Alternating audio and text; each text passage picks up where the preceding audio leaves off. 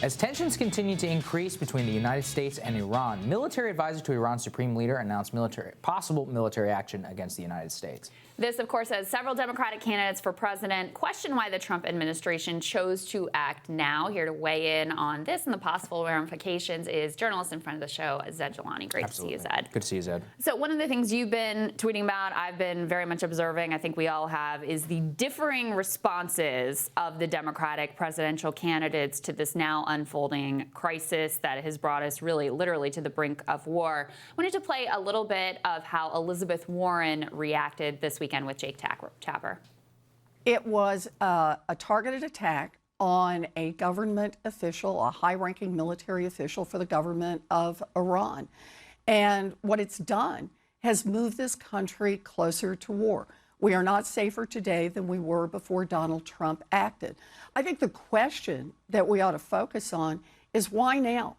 You know, why not a month ago? Why not a month from now?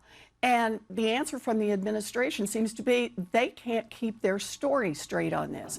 They pointed in all different directions.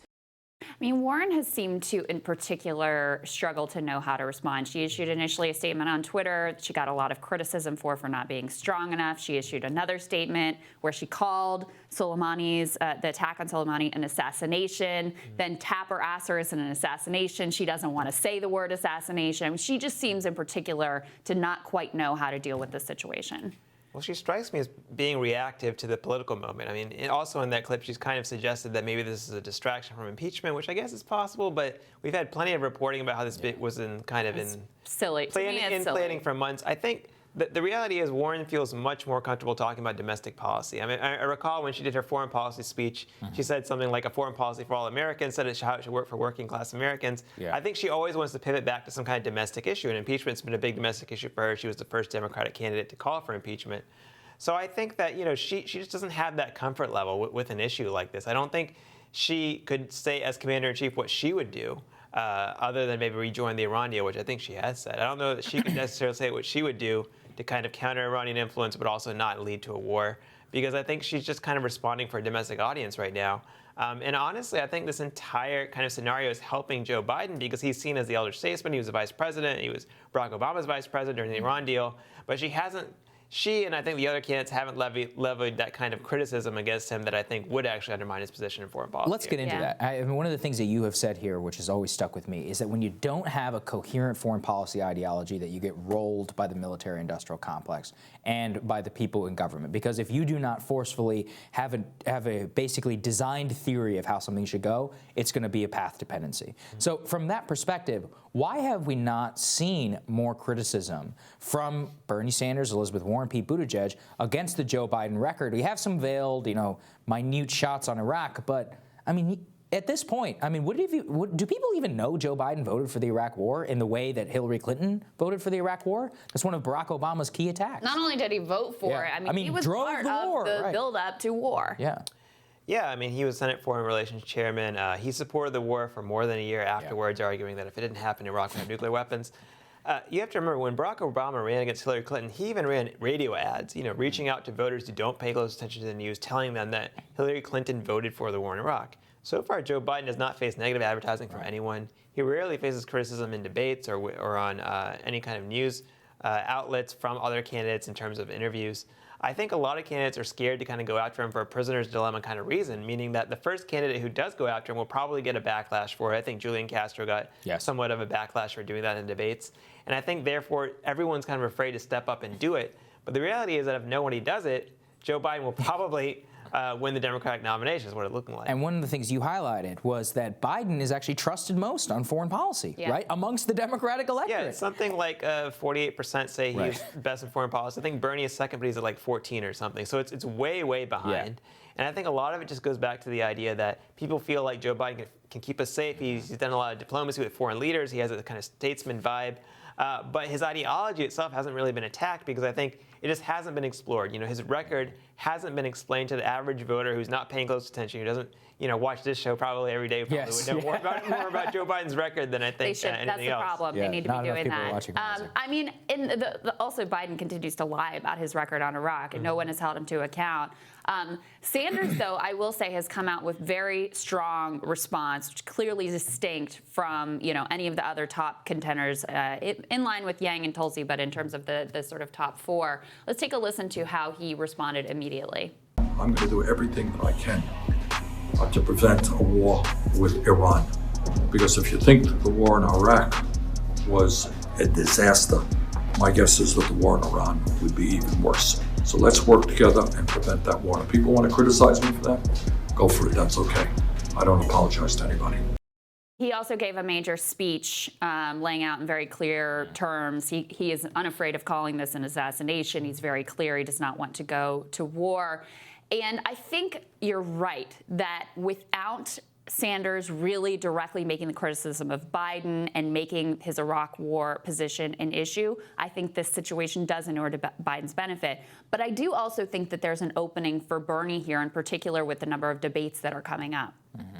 Yeah, I mean, I think Bernie has generally been a little uncomfortable doing that kind of negative campaigning and advertising. He always brags about the fact that he's never run a negative ad in his life. And I think maybe in a state like Vermont, where you can go around and do town halls all day and get elected that way, that may be possible. But I think in this national contest, he may have to adjust his strategy.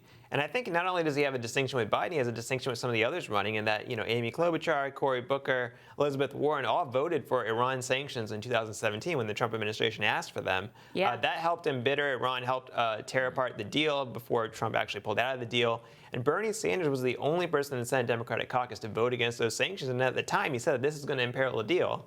This is going to imperil our diplomacy. And he was basically right about that. And that's something that he should be telling other people about, Elizabeth Warren, about Amy Klobuchar, about Cory Booker.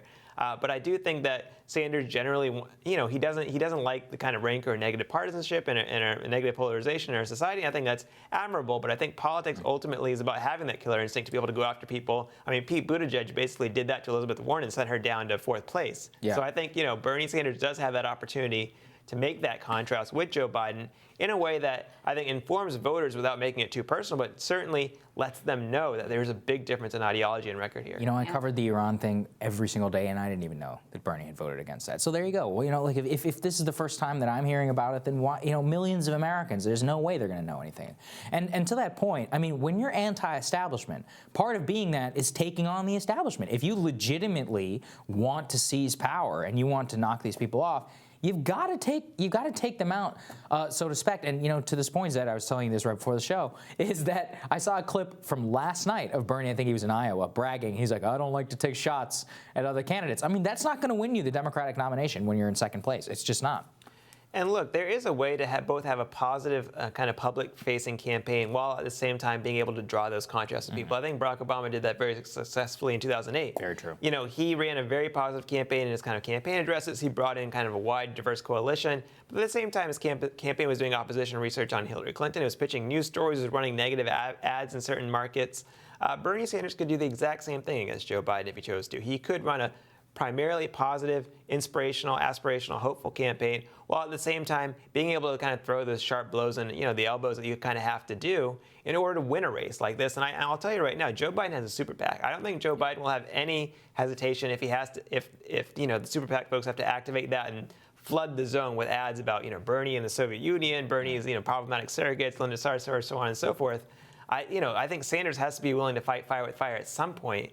Otherwise, he won't be able to win this, because I think otherwise Sanders would have that 50-50 shot at winning if he ran that kind of traditional campaign. And it's up to him to see whether he can scale up the campaign to that national level and kind of put aside a little bit of the Vermont niceness. And I think that's his brand. What do you think that Pete's play is? Because, I mean, he's got to make a move. And, look, Sanders supporters aren't going to Pete Buttigieg, so there's not much for him to gain from going after Bernie. He's the one who's really got to get Biden down a peg. He's got to get some of Biden's support, especially some of Biden's diverse support, because there's no way this guy's going to win with his current all-white coalition.